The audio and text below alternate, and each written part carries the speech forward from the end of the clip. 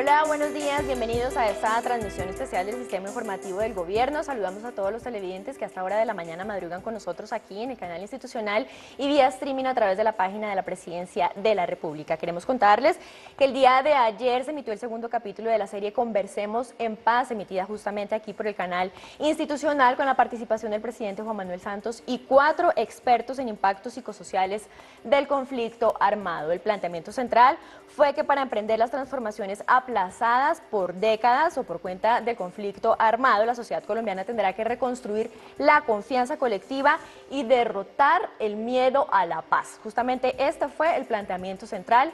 En esta emisión de este segundo capítulo de Conversemos en Paz participaron 4 expertos, como ya lo hemos dicho, entre ellos el antropólogo Alejandro Castillejo, la psicóloga Leonor Noguera, André Gómez, investigador asociado de Justicia Transicional, y el psiquiatra Germán Casas. En este formato participó el presidente Juan Manuel Santos y se trató este importante tema en el segundo capítulo de Conversemos en Paz con la participación del presidente Juan Manuel Santos, y nosotros lo dejamos con la repetición de este segundo capítulo aquí en Canal Institucional.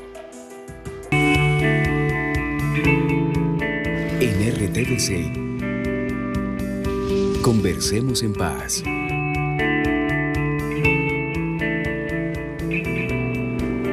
Bueno, la idea de esta conversación hoy es que podamos abordar ese escenario emocional, ese escenario del que pocas veces nos ocupamos, y más en un momento como este en el que estamos construyendo todo un futuro y que la apuesta por construir la paz en una mesa de negociaciones con la guerrilla pareciera como que no se encuentra con tantas mesas de conversación que tenemos en Colombia. Nos dicen ustedes, que son los expertos en el mundo de lo psicosocial, cómo es esta sociedad que ha permitido tanto tiempo convivir con la guerra, pero que todavía como que no se suelta a imaginarse el futuro en un país es paz. Esa es la idea de todas estas conversaciones, de este mecanismo de pedagogía que hemos querido como transitar, presidente. Aquí están expertos, psicólogos, psiquiatras, sociólogos, antropólogos, que conocen muy bien, no solamente al ser humano, por supuesto, en general, sino también a esta sociedad nuestra, y estamos aquí para conversar de todos esos temas. Pues primero que todo, muchas gracias por esta oportunidad.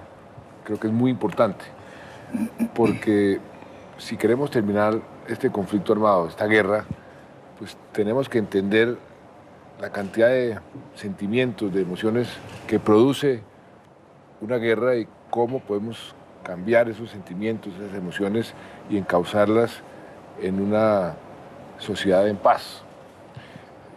Una guerra produce todo tipo de temores, de preocupaciones, de venganzas, de odios y de miedos. Hablemos del miedo. El miedo es algo que inclusive el Centro de Memoria Histórica ha dicho que la sociedad colombiana se ha paralizado por el miedo de la gente, que le produce, por supuesto, una guerra que se traduce en violencia, miedo de salir de sus casas, miedo de encontrarse con el enemigo. Hablemos del miedo. ¿Cómo puede uno hacer para poder cambiar ese sentimiento de miedo, y cuáles son las consecuencias negativas del miedo y las consecuencias positivas de poder eliminar el miedo? Leonor. El miedo, yo pienso que es una señal de alerta, primero que todo, frente a algún peligro, objetivo o menos objetivo, pero en principio sí es una señal de alerta. Sin embargo, las proporciones que toma el miedo ocasionan conductas muy distintas, y hay algo que me preocupa específicamente con el miedo, presidente y compañeros de mesa, y es la facilidad con que el miedo se transforma o se enmascara con una actitud agresiva. Si realmente el miedo lleva a una actitud violenta, rápida, de parte del que se asustó y posiblemente del que se asusta con el asustado. De manera que ahí empieza a crearse ya un conflicto adicional. O sea, el miedo es entonces como una especie de materia prima para la agresión. Diría yo que el miedo es una especie de materia prima para la agresión, pero hago una salvedad que me parece importante dentro de este tema, que en la medida en que la persona que siente miedo rápidamente alcance a identificar que lo que siente es miedo, es menos fácil, no digo que imposible, pero sí es menos fácil que su miedo se transforme en agresión como una forma de defensa. Entonces, ¿qué estoy incluyendo ahí como tema de fondo que me gustaría desarrollar en algún momento aquí con todos nosotros? Es la importancia de las emociones, pero del reconocimiento y la identificación de las emociones como primer paso para poder manejarlas un poco mejor de lo que lo hacemos generalmente. Esa sería mi conversación. Pues, había una famosa frase del presidente Roosevelt que decía que lo único a lo cual le tengo miedo es al sentir miedo, no controlar el miedo.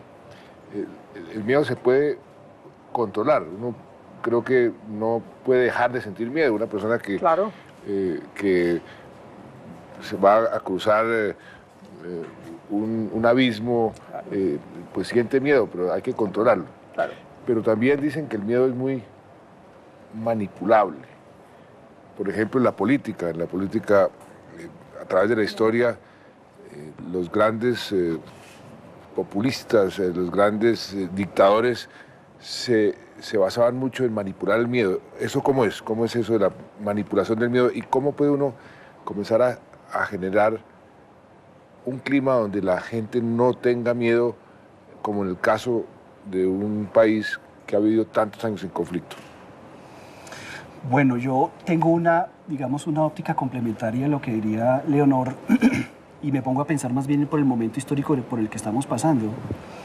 Y uno podría afirmar que estamos pasando por una instancia en donde el país está moviéndose de un estado de guerra hacia potencialmente un estado distinto de paz que se construye a lo largo de mucho tiempo. Y en este momento hay una cosa que me parece muy curiosa y es que siempre he pensado que las sociedades cuando pasan por esos procesos pasan de lo inimaginable a lo imposible y a lo realizable. Y es un poquito lo que me da la impresión es que nosotros, y el ejemplo quizás más claro de eso es cuando yo tuve la oportunidad de pasar un tiempo viviendo en Sudáfrica y recuerdo mucho que las narraciones que la gente me decía del proceso transicional en Sudáfrica era que le tenían miedo al que era su antiguo enemigo y que pasaron muchos años y todavía sigue pasando de todos modos para ellos poder desmontar lo que el cuerpo de, entre comillas, el enemigo o el que era opositor pudieran verlo desde un punto de vista distinto. Entonces nosotros un poco lo que yo veo es que estas sociedades en un punto nunca se imaginan hacia dónde podríamos movernos y hay muchas cosas que en ese escenario parecen imposibles. Por ejemplo, lo que yo siempre he dicho, imaginarse una Colombia sin guerra, una Colombia en paz, es para muchos colombianos inimaginable. Entonces yo creo que el miedo que hay acá es porque nosotros estamos habitando una instancia en donde no sabemos cómo mirar al otro, cómo mirar nuestros enemigos, cómo mirar el futuro y cómo hacer un balance de toda la historia que tenemos detrás. Y eso podría ser, por ejemplo, una justificación para algo que para mí ha sido sorprendente. Gente que le tiene miedo a la paz, que prefiere estar como está porque uno les dice, vámonos a trabajar por la paz, y pronto dicen, pero expresan un miedo a la paz. ¿Será por qué? Porque por miedo, están... Es por miedo, es por físico miedo, porque el miedo es un sentimiento natural y tener miedo hace parte de las emociones primarias del ser humano. A nosotros nos da miedo lo que nos es amenazante y aprendemos a adaptarnos. Y el miedo nos ayuda a que nos protejamos y a que nos adaptemos. Entonces se nos vuelve familiar el miedo. Y vivimos con el miedo y nos parece hasta chévere vivir con miedo. Entonces en este país vive con miedo el que tiene 6 guardaespaldas o al que le van a robar su cultivo en el campo. Y es el mismo miedo, presidente. Como no conocemos la paz y no la hemos conocido, también nos da miedo. La paz les da miedo a la mayoría. Por desconocida. Porque nos adaptamos al miedo y nos acostumbramos a protegernos a ese miedo. El miedo nos ayuda a protegernos. Es una cuestión de costumbre. Pues, una cuestión de costumbre. Eso nos pasa aquí. Eso ha pasado en muchas partes y en muchos escenarios en donde se vislumbra la paz. La gente se muere del susto de ir a eso desconocido porque nos parece mejor negociar nuestro propio miedo y protegernos a nosotros mismos. Entonces la pregunta lógica que sigue sería, ¿qué tiene que hacer uno para que ese miedo desaparezca o ese miedo se pueda encauzar positivamente para que no tengan miedo a la paz, por ejemplo? Es un periodo de adaptación por el que vamos a pasar todos. La gente que tiene más miedo es la gente que se ha protegido mucho y que le tiene mucho temor a lo desconocido. Y en la medida en que este escenario se nos dé como todos queremos, la gente que va a estar más muerta de miedo se va a comenzar a tranquilizar y va a comenzar a encaminar sus temores y sobre todo la incertidumbre, que es lo que más produce miedo, se va a convertir en algo certero. Lo desconocido nos da tanto miedo, la gente termina diciendo es que como la paz no la conocemos, entonces es mejor quedarnos en guerra. Eso es terrible para un pueblo. Eso Pero es aún terrible así, para el pero aún futuro. así que el miedo, que la paz tenga un valor positivo en sí mismo, es tenerle miedo a algo positivo. Es decir, ¿cuál es la relación? Eso es para mí lo sorprendente. Yo quería incluso intervenir planteando una posición un poquito distinta, porque yo no creo que sea solamente la incertidumbre. Justamente hoy vengo de dictar una cátedra sobre paz en Unicafam y estaba hablando con estos estudiantes y haciéndoles el recuento de este conflicto armado.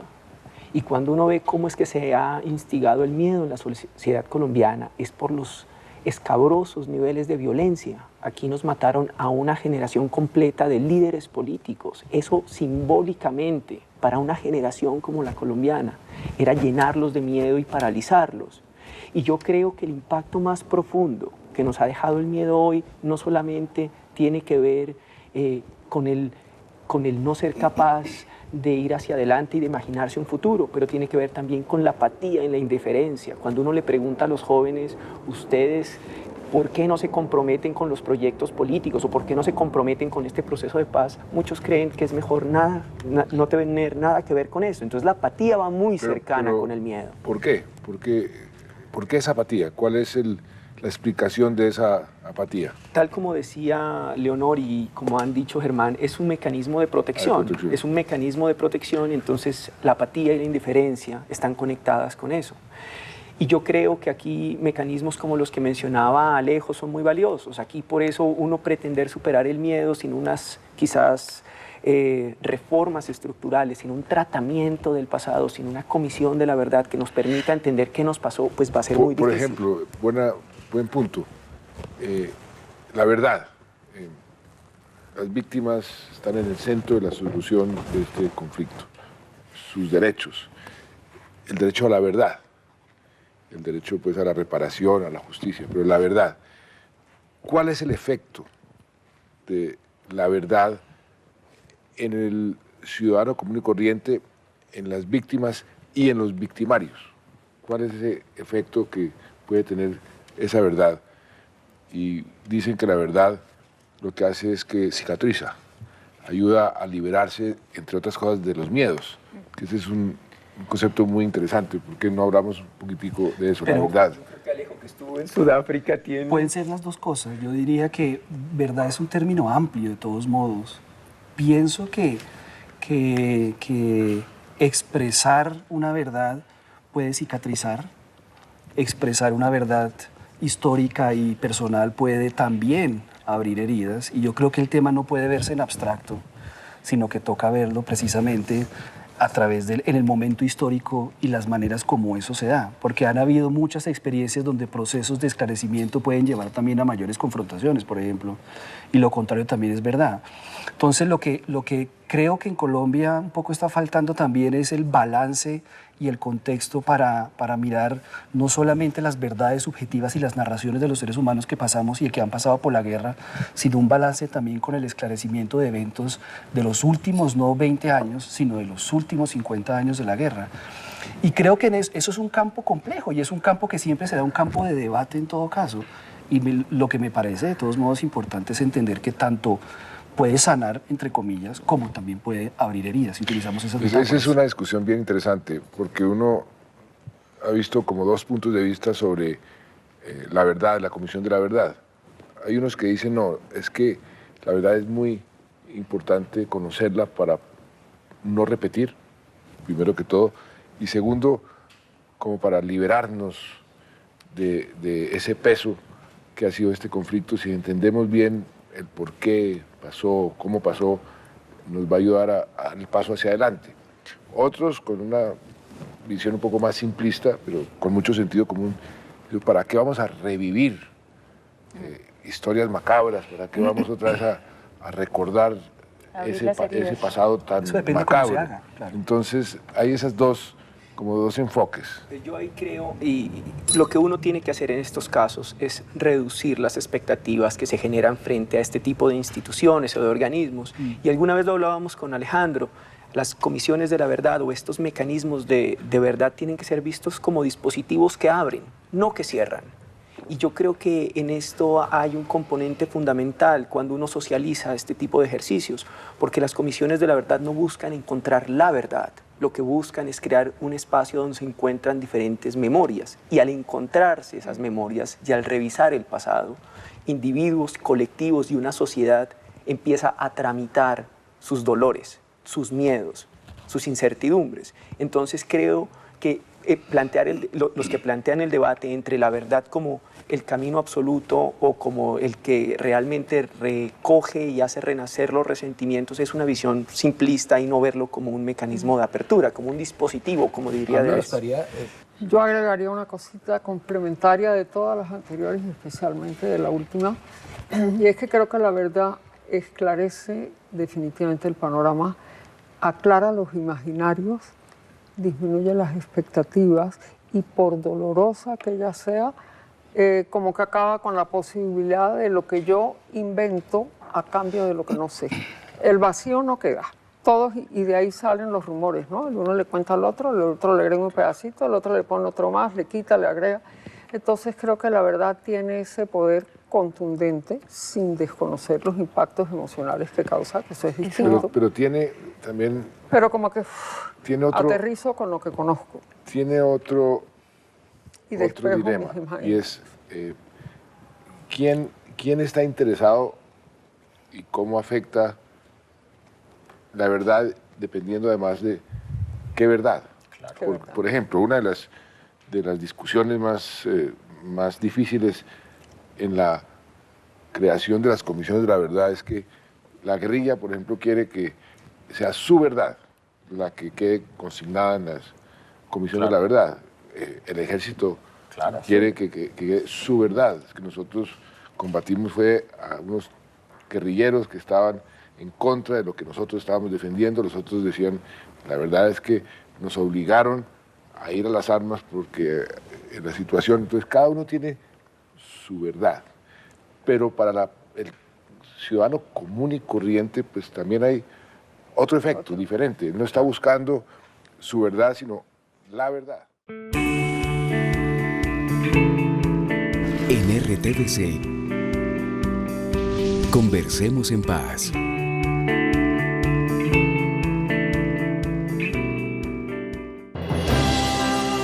Estamos presentando Conversemos en Paz. Estamos presentando Agenda Colombia.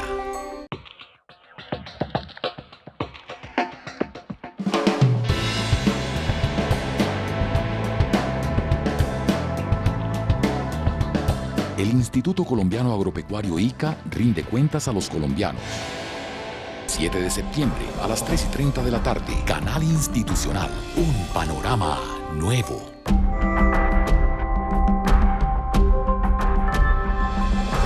Canal Institucional, un panorama nuevo. Estamos presentando Conversemos en Paz. Una pregunta, Andrei, por la parte de la apatía. Y fue una pregunta que le leí a algún columnista. ¿Por qué cree usted que somos los colombianos, hemos sido tan pacientes con la guerra durante tanto tiempo y tan impacientes con la paz, con la posibilidad de paz? Eso es una buena pregunta. Yo creo que realmente la respuesta sencilla para eso ese es el impacto del conflicto armado. El impacto de un conflicto armado, como se mencionaba antes creo, es que uno se acostumbra a la guerra. Y que uno se acostumbra a la guerra y al no ser capaz de imaginarse la paz, uno cree que lo que está ocurriendo en La Habana es una transacción bancaria y quisiera verla firmada al día siguiente, pero eso tiene consecuencias tiene causas que van incluso más allá del conflicto armado, que se retroalimentan de otro tipo de instituciones culturales que nos han conformado como sociedad, que tiene que ver, por ejemplo, con el surgimiento del narcotráfico, que tiene que ver con el dinero fácil, con el yo hago la trampa para sacar las cosas rápido. Los colombianos, en general, en esta maraña del conflicto armado, nos hemos acostumbrado a tratar de encontrar la vía corta para resolver nuestros problemas. Y entonces creemos que si las cosas no se resuelven rápidamente, entonces no funcionan. Y por eso somos tan impacientes. También hay una cosa que, con lo que tú estás diciendo y que estamos viviendo en este momento, y la pregunta que hacía el presidente tiene que ver con ese postulado de que si hacemos la paz puede que nos metamos en algo que sea malo.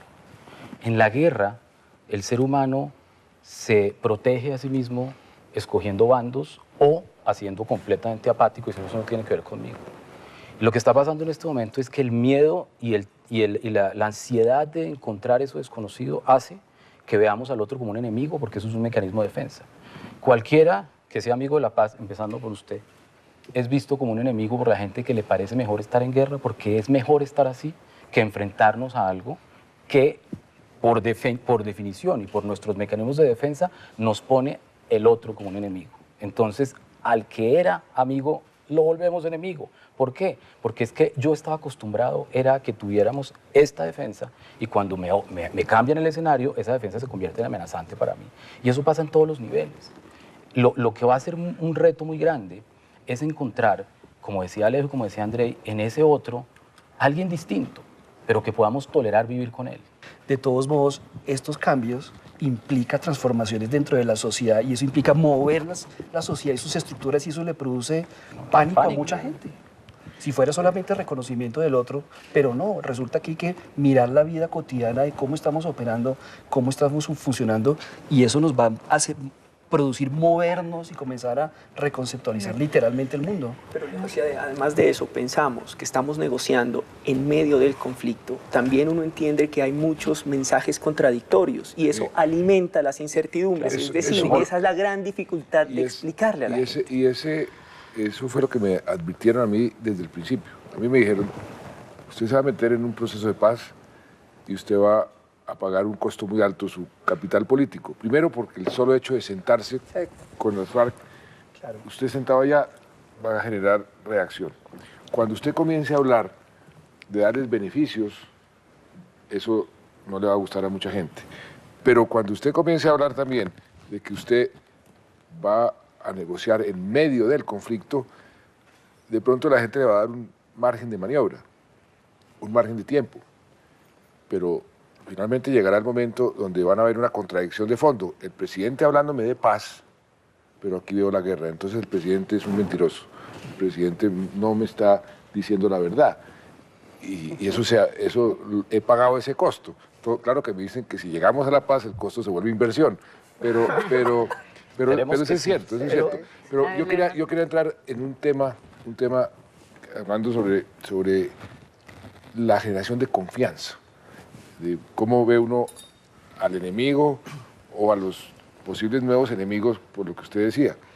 Esa palabra confianza es tan importante en un proceso de estos, confianza en el propio proceso, confianza en que efectivamente sí puede haber un país mejor, sí puede haber un país en paz, confianza en que el victimario va a dejar de victimizarme desde el punto de vista de la víctima, que puede haber un país sin tanta violencia.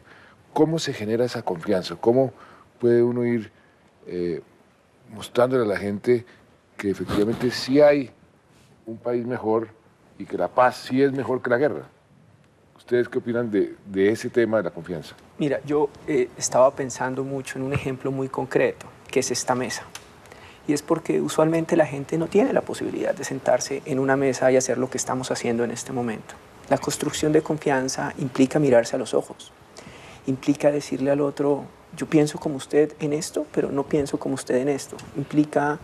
Implica empezar a reconstruir desde la diferencia ese respeto por el otro.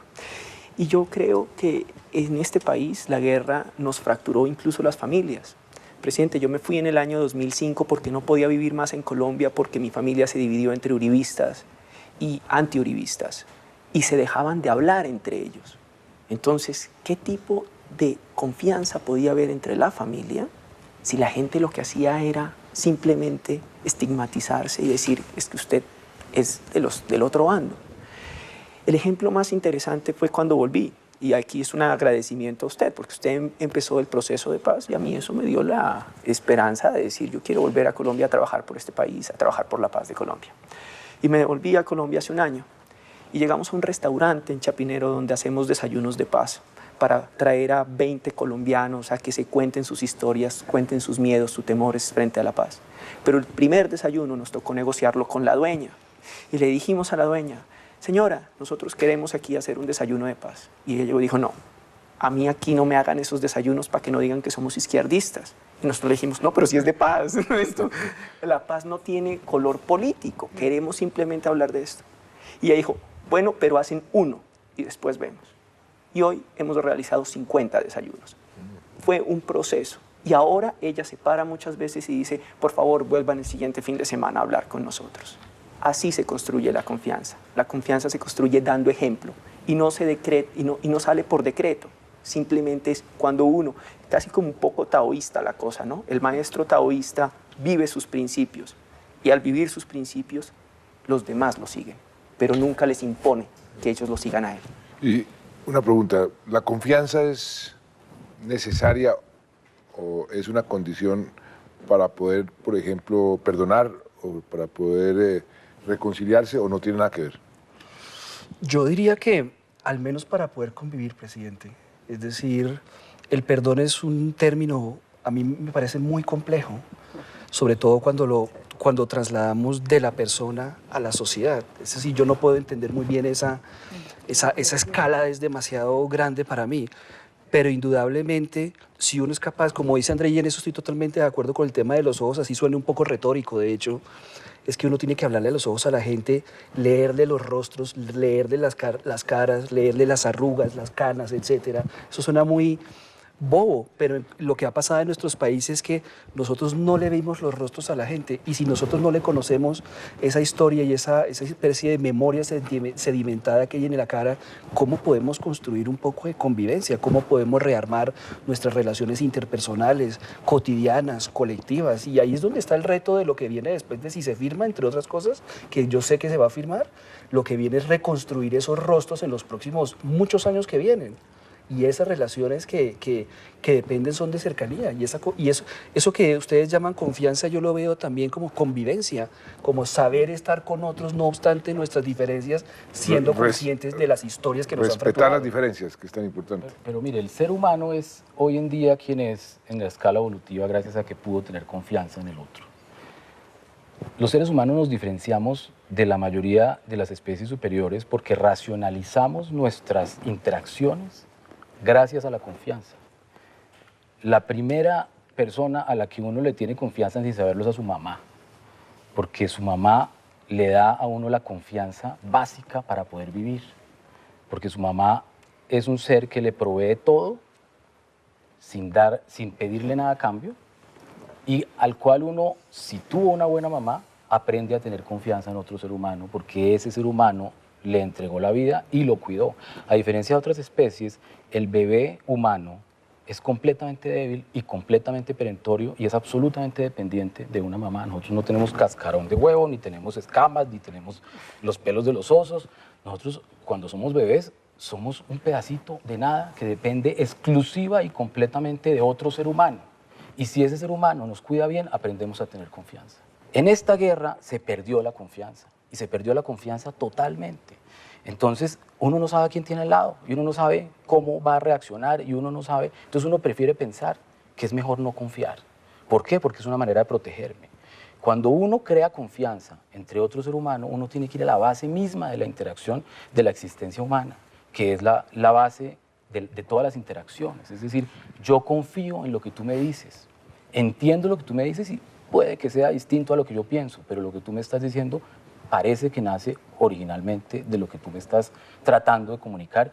Lo comparto o no lo comparto, pero confío. Pero si tú me dices mentiras, si tú no me dices la verdad, si tú me estás engañando y si tú me quieres matar, pues yo no tengo confianza.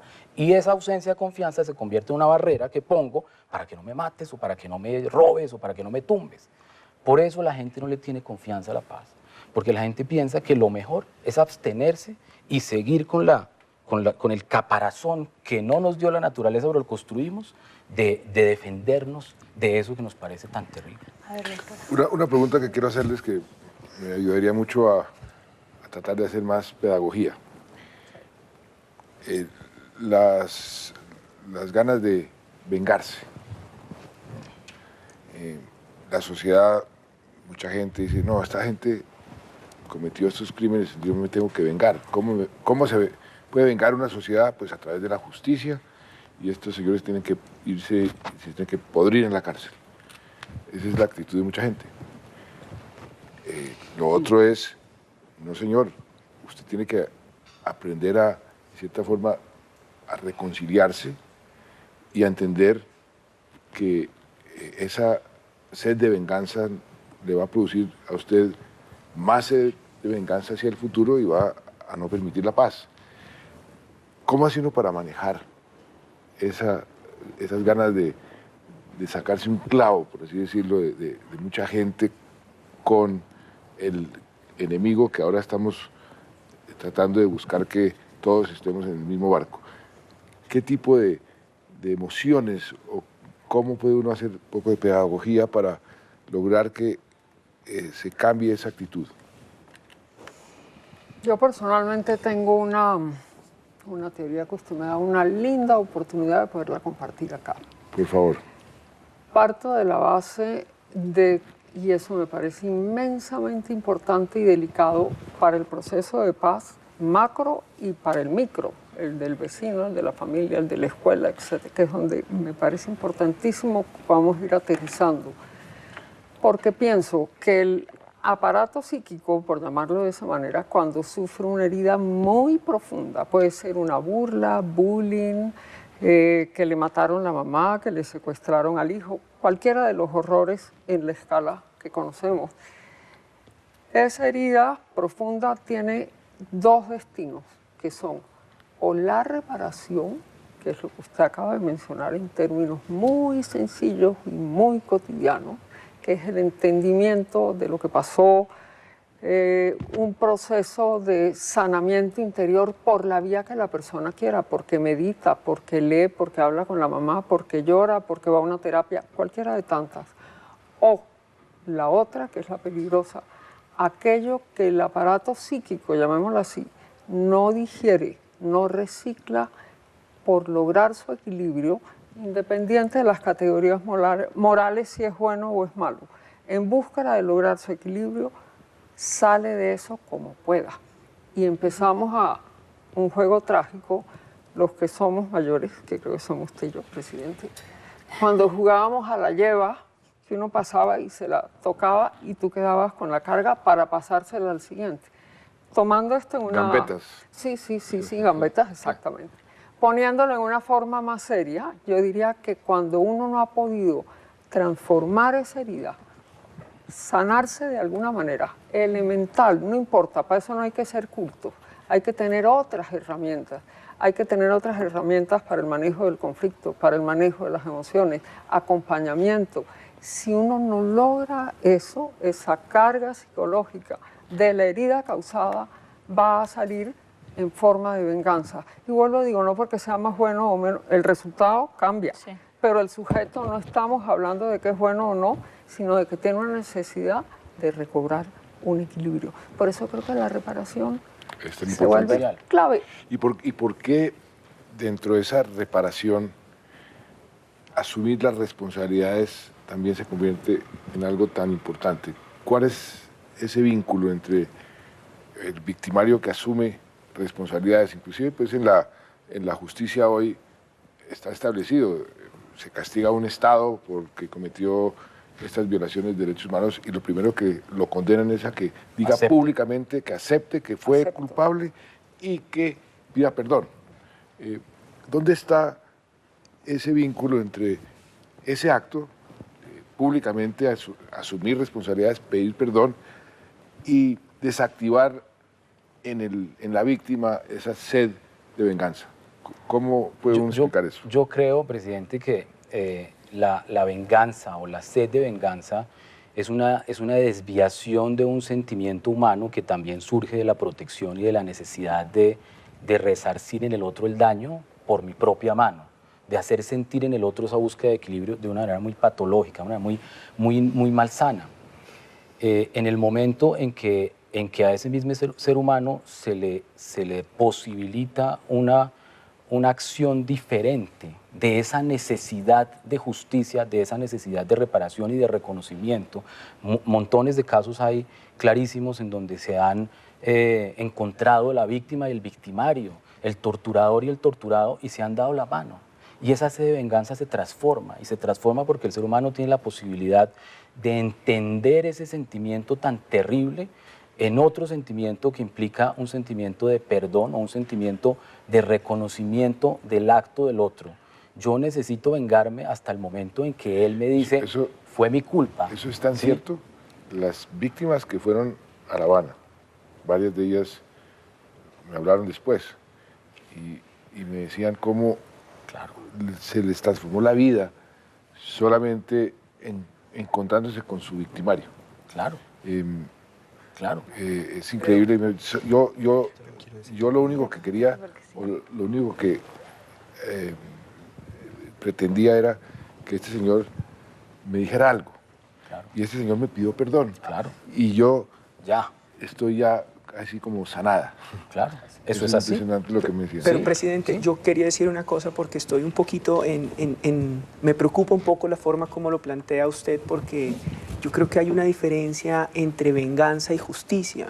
Yo creo que muchas de las víctimas que quieren ver a las personas pagando por sus actos, no lo quieren hacer por venganza, lo quieren hacer porque creen que eso les va a dar tranquilidad, van a sentir que eso fue justo para ellos.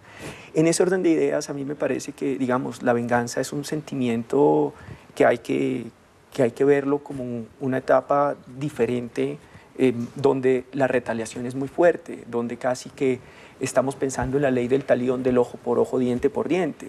Y yo creo que deberíamos diferenciar, porque yo siento de un gran sector de la sociedad colombiana que realmente no tiene sed de venganza como tal, lo que tienen es sed de justicia. Ahora, ¿cómo conceptualizamos la justicia? Esa es otra cosa, pero yo sí quería decir una cosa antes de que nos pasemos a otro tema. Pero sí pasamos por periodos de venganza, es decir, claro, el conflicto ha tenido grandes capítulos. Es que ese ha ido acumulando. De esa venganza que ha reeditado. Claro, cuando uno ve después de que asesinan a Gaitán y se crean las guerrillas liberales, y las guerrillas liberales se desmovilizan y empiezan a matar a sus líderes como Guadalupe Salcedo, se convierten en bandoleros y claro, eso es lo que ha alimentado la guerra. Pero yo lo que entiendo y lo que sentiría es que en muchos sectores amplios de la sociedad colombiana no hay una sed de venganza hoy en día, hay una sed de justicia. Pero quería complementar una cosita porque usted hizo una pregunta que a mí sí me gustaría como darle mi opinión, y tenía que ver cómo hacer pedagogía en ese punto de qué es lo que entendemos por justicia, para hacer pedagogía sobre justicia. Y a mí me parece que hay un elemento fundamental que se ha explotado muy poco, y es la importancia de la solidaridad. Solidaridad en el punto de pedirle a la gente que se pongan los zapatos del otro, porque yo creo que eso nos ha hecho mucha falta en Colombia, y creo que Fabio Rubiano, sé que usted y yo estuvimos el mismo día viendo la obra Labio de Liebre, Fabio Rubiano lo puso ahí, y es que realmente si uno no es capaz de ponerse en los zapatos del otro, ¿por qué un comandante de la guerrilla lleva 17 años en la guerrilla? Quizás porque era un niño sin oportunidades y de pronto llegó el comandante del bloque y se lo llevó cuando todavía tenía 14 años y después se convirtió en comandante de la guerrilla.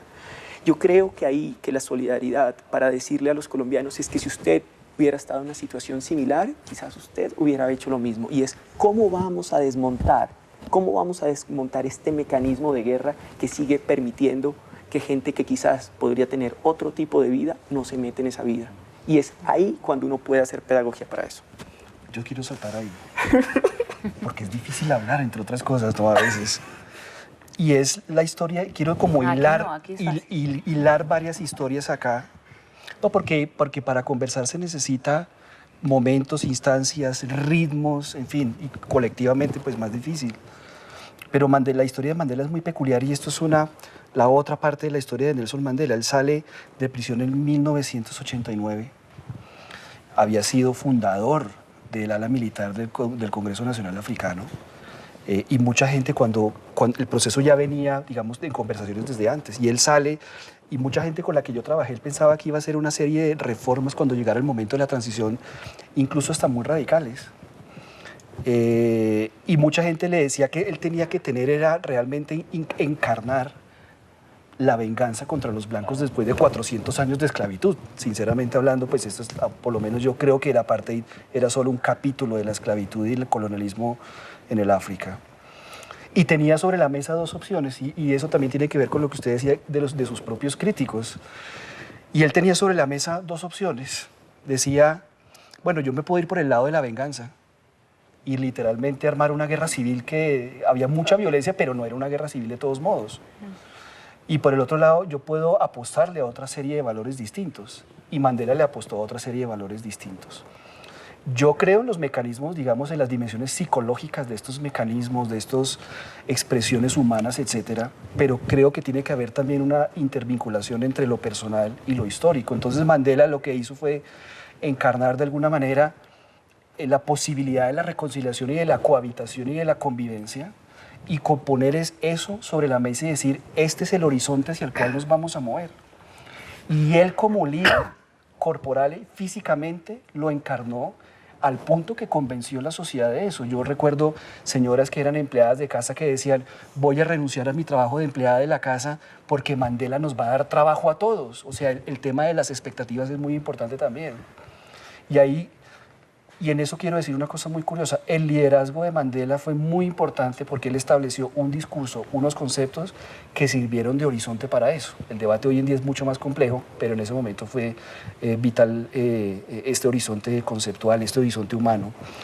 Y lo que tiene que ver con sus críticos, hay líderes que son capaces de echarse un país en el hombro para moverlo hacia atrás y hacia la guerra. Y hay líderes que son capaces de echarse un país al hombro para moverlo hacia adelante. La diferencia es concebir el momento histórico que le tocó a uno. Y yo creo que hay gente que le apuesta a la venganza, históricamente hablando, y hay otros que no. Y me parece que aquí nos falta es echarnos el país al hombro para moverlo colectivamente hacia adelante. Y esa es la razón por la cual creo que todos estamos aquí sentados. Esa es una muy buena pregunta. ¿Cómo esta paz que estamos buscando es de todos los colombianos? ¿Cómo hacemos para que todos los colombianos asuman su partecita? Que no tiene que ser mucha, pero que sientan que la paz es de todos. Que hacen parte del mismo proyecto. Yo creo que lo primero que tenemos que hacer es desmontar los mecanismos adaptativos de defensa que nos han generado este existir en esta guerra que creemos es el escenario en el que podemos convivir. Y eso en Cristiano Germán, en una vida, en alguien de carne y hueso, ¿cómo es? Es muy parecido a lo que mucha gente en otros escenarios, digamos, se parece mucho lo que pasa en Colombia a lo que pasa en los territorios ocupados palestinos, en Israel. Cuando yo he estado varias veces en la Franja de Gaza con Médicos Sin Fronteras, veo a los palestinos madrugando, yendo al colegio a estudiar, y por la tarde hay bombas. Y uno dice, ¿cómo pueden vivir así tanto tiempo? Pero yo vengo de un país donde vivimos así tanto tiempo. La guerra nos afecta a todos. Todos estamos afectados con la guerra. ¿Qué es lo que pasa? Estamos acostumbrados a proteger nuestro pedacito. Nosotros tenemos nuestra caverna, de lo que yo le estaba hablando, ahí protegida, cada uno. En el ranchito, en la zona rural, en el apartamento, en la zona urbana, todos estamos protegiéndonos a nosotros, no los unos a los otros. Y eso nos garantiza cierta seguridad. Tenemos que desmontar esa estructura y enseñarle a la gente que tener un guardaespaldas o pagar para que me cuiden el puesto ambulante es igual de malo en esta guerra, y que yo no puedo pagar el guardaespaldas para protegerme o pagar la caución que me está cobrando el de las fronteras invisibles en Ciudad Bolívar, porque eso se llama guerra. Eso alimenta la guerra, y yo soy víctima de la guerra, y todos somos víctimas de la guerra en este país. No hay alguien en este país que no haya sido víctima de la guerra. ¿Qué es lo que pasa? Que por esos mecanismos psicológicos que estamos discutiendo en esta mesa, creemos que la paz es una cosa que está en La Habana y usted está metido allá con un montón de gente mala, y yo no sé cómo hace usted para estar allá sentado, entonces yo mejor ni miro la televisión porque me parece terrible eso. No, señor. Eso que está pasando allá es lo que pasa todos los días cuando yo tengo que protegerme a mí mismo para poder vivir en mi país. Y eso que están hablando en La Habana tiene que ver con esa realidad mía y de todos los colombianos. En RTVC, Conversemos en Paz.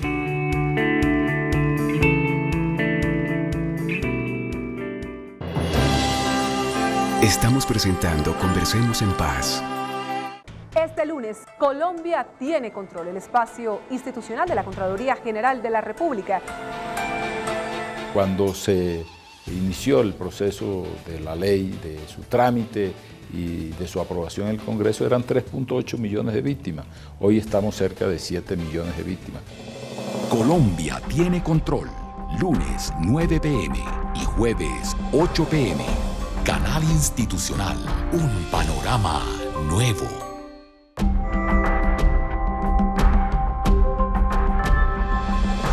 Canal Institucional. Un panorama nuevo. Estamos presentando Conversemos en Paz. Cuando el duelo no es colectivo, el duelo es individual y se le deja la tarea de vivir el duelo al familiar, al sobreviviente y no se asume como algo que tenga que ver con todos, quizá ese tema de los duelos es también parte de ese camino. Ahora que dices eso me haces pensar justamente en la cátedra que estaba dictando hoy, porque le decía hoy a los estudiantes en Unicafán, les decía 7 millones de víctimas según la unidad de víctimas, más o menos el 20% de la sociedad colombiana. Les dije, ahora piensen qué habría pasado si ese 20% hubiera sido en su familia, ¿cierto? Y creo que es esos ejemplos que son capaces de conectarlos con lo que tú mencionas, que es entender que aquí hay una sociedad colombiana que para ir a ver un partido de fútbol de la selección Colombia se pone una camiseta amarilla, pero cuando hay que ir a ayudar a las víctimas que están desplazadas en Soacha, nada tiene que ver con nosotros, es cuestión del Estado. Creo que es ahí donde hay que empezar a pensar en ese trauma, en ese impacto colectivo que ha tenido el conflicto en la sociedad colombiana. Yo quiero agregar un pedacito. Por favor. Y es que sigo pensando... Aquí todos tenemos a hablar. Que el problema de la guerra y el problema de la paz no se puede circunscribir al problema oficializado, con toda la inmensa importancia que tiene y con todo el respaldo que le doy y le damos. Yo creo que hay que pensar en las microguerras o microdificultades y sigo pensando en la educación, presidente, que sé que a usted también le interesa mucho. A mí me apasiona, no soy educadora, pero me interesa muchísimo. ¿Por qué? Porque pienso que en la medida en que en la familia, en los colegios, pero desde tempranito, en la universidad, en las empresas, vamos creciendo el ambiente y creciendo en edad, realmente hiciéramos ejercicios para el manejo del conflicto, de cualquier conflicto, no del conflicto de La Habana, que se nos sale de las manos para respaldarlo, sino el conflicto que yo tengo con mi vecino, el conflicto entre madre e hijo, el conflicto entre hermanos. Conflictos habrá siempre, son inherentes a la diferencia de la existencia del ser humano. La sabiduría aparece cuando cómo manejamos el conflicto y por consiguiente cómo manejamos las emociones. Y sigo pensando que ese no es un privilegio de los que estamos dedicados a trabajar esa área profesionalmente hablando. Eso no requiere gran cultura en el sentido de conocimiento, requiere una cultura cuya educación enfatice no solamente en la adquisición del conocimiento externo, sino en el conocimiento propio de manera muy elemental. La Cátedra para la Paz que usted ha propuesto y que me suena muy interesante, espero que pueda contener de verdad ejercicios, no teoría, sobre el manejo del conflicto. Sí. Y ahí sí que es verdad que una sociedad que está lista para el manejo del conflicto o madura, esa sociedad está preparada para construir la paz. Yo sigo creyendo que la paz es un resultado. Yo sigo creyendo que la confianza de la que usted hablaba con toda la razón es también un resultado de que uno empieza a sentir que las cosas las de uno, con uno y con el otro y con el de más allá, y ahí vamos siendo muchísimos, se pueden manejar de una manera diferente. Pero mire que en la educación escolar que yo recuerdo, que me pasó hace mucho rato, pero la verdad. Estás empeñada en hacer. De lo que menos se hablaba, pero creo que aún todavía, de lo que menos se habla es de las emociones. Y de lo que menos se habla del conflicto, pero no de cómo manejar el conflicto entre tú y yo, entre el otro. Y además, eso tiene mucho que ver con el respeto por las diferencias y la palabra tolerancia. Eso hay que alimentar la tolerancia todos los días. Y eso comienza por la familia, la educación, el colegio, y eso es un proceso. Eso es un proceso. Es un proceso y yo estoy completamente de acuerdo. Si llegamos a unos acuerdos en La Habana, eso simplemente es el primer paso dentro de la construcción de la paz. La paz va mucho más allá que silenciar los fusiles en La Habana y hacer la paz con las FARC. Pero sí es una condición necesaria para construir la paz en muchos otros sentidos. Eso es. Pero, presidente, yo tengo distancias con el término tolerancia, por ejemplo, porque me parece que el término tolerancia parte del principio de la separación, de que el otro está allá y por lo tanto, en últimas, me lo tengo que aguantar. Eso es lo que a veces uno intuye en esa palabra o evoca en esa palabra. Ahí la pregunta sería más bien, bueno, podemos a juicio imaginativo utilizarla. Pero es que, por ejemplo, yo me tengo que tolerar a mi vecino. Entonces, ese vecino piensa diferente, totalmente diferente. Claro, pero el vecino, digámoslo así, usted le pone, está dividido por una frontera, digámoslo así, y lo tolera porque sabe que la frontera lo está parando, y hablo no de fronteras geográficas, sino de fronteras humanas y corporales, pero llegará el momento en que, no obstante la frontera, usted tendrá que construir una relación de convivencia. No, y es que exactamente fue lo que hicimos y espero que podamos volver a hacer. Respetándonos las diferencias, encontremos los comunes denominadores que nos permitan trabajar juntos para beneficio mutuo. Claro. Y así fue que yo hice las paces con Chávez, exactamente con ese lenguaje. Mire, usted y yo somos como el agua y el aceite, se lo dije con esa forma. Usted no me va a convencer a mí de su revolución socialista siglo XXI y yo no lo voy a convencer de mi tercera vía. Pero entonces respetémonos nuestras diferencias y busquemos las formas de trabajar juntos para beneficio del pueblo venezolano y beneficio del pueblo colombiano.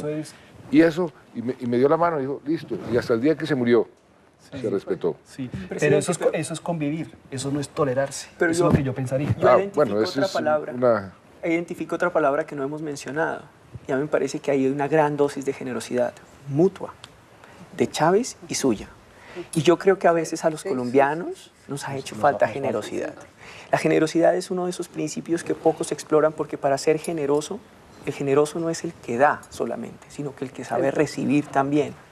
Y yo creo que esos son los ejemplos. Y yo diría incluso también, yendo un poquito más allá de lo que usted decía, de que la paz sería el primer paso para lo que viene. Yo siguiendo un poco a Deleuze, mi filósofo favorito, diría que no es el primero, está en la mitad, porque para llegar allá ya hay demasiado camino que han recorrido, que han demostrado eso es cierto. la Respeto, generosidad y solidaridad de parte de ustedes, de ambas partes. Sí, pero no solamente es convivencia, no solamente es lo que estaba diciendo el presidente respecto a lo que pasa con el vecino, también parte de un principio de claridad. Cuando usted decía que nos falta apropiarnos de la paz, es porque en el tema del vecino y en el tema de las relaciones internacionales es mucho más fácil para la gente del común y la opinión pública entender qué es lo que está pasando, porque salen los medios de comunicación, todo el mundo sale, oye hablar al uno, hablar al otro, entonces la gente sabe que están hablando. En La Habana, por condiciones que entendemos perfectamente, había una necesidad de no conocer lo que estaba pasando.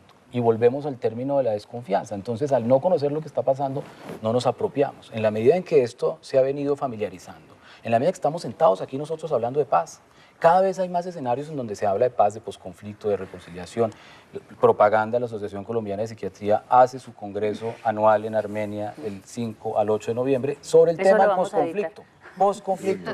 ¿Sí? Estamos empeñados en que nos entrenemos en cómo vamos a atender el posconflicto. Entonces esto se volvió un tema que está a la luz del día hoy en día y que hace que este tema que parecía etéreo y desconocido y que es que allá están negociando con mi vida y con mi plata y con no sé qué, resulta que se vuelve un tema de conversación en los desayunos de los que está hablando André y eso hace que nos apropiemos. ¿Nos invita uno a un desayuno de esos? Eso, antes de que termináramos, yo quería invitarlo a usted a un desayuno de esos para que nos acompañe. 20 colombianos. ¿Y son colombianos escogidos cómo? Son colombianos escogidos desde las redes sociales que nos constituyen. Entonces la idea es usualmente esos colombianos que mucha gente no considera como parte importante de la pedagogía de paz, que son los que viven en Rosales, que son los que viven en Santa Ana, que son los colombianos jóvenes de clase media, media alta, que están completamente apáticos porque creen que esto no está conectado con su vida. Entonces,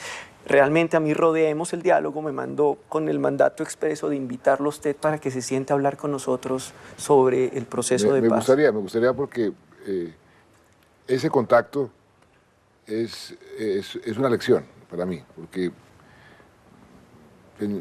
descubrir cómo piensan los que están escépticos, por ejemplo, por qué están escépticos, por qué no les importa, en este momento es muy importante porque le da herramientas e instrumentos para poder llegarles con más efectividad. Entonces, le acepto esa invitación. ¿Qué tal el desayuno? Oh, es un tamal, además es con tamal, las dos sorpresas, es tamal nariñense para visibilizar los esfuerzos de resistencia de las comunidades nariñenses frente a la violencia y chocolate de paz de la comunidad de paz de San José de Apartado para mostrar también lo que pasa en Apartado. Entonces estamos uniendo al país, superando la fragmentación y la polarización. Lo felicito. Hay que haber un montón de cosas más en ese desayuno para ese sentido. Pues con estas... Congreso de Psiquiatría. Con estas conversaciones, presidente, es de alguna forma la intención que tenemos, conversar y que salgan muchos temas.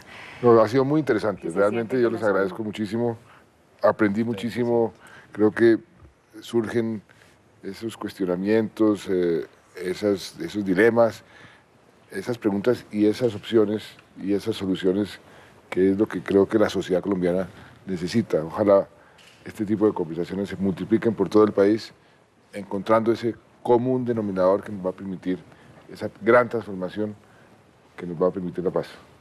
Ojalá, muchas gracias. Entonces. Muchas gracias. Muchas gracias. Suerte con el vecino. Muy interesante. Hay suerte con el vecino, sí. La selfie, no lejos, no te olvides, queremos una selfie. Claro, por favor.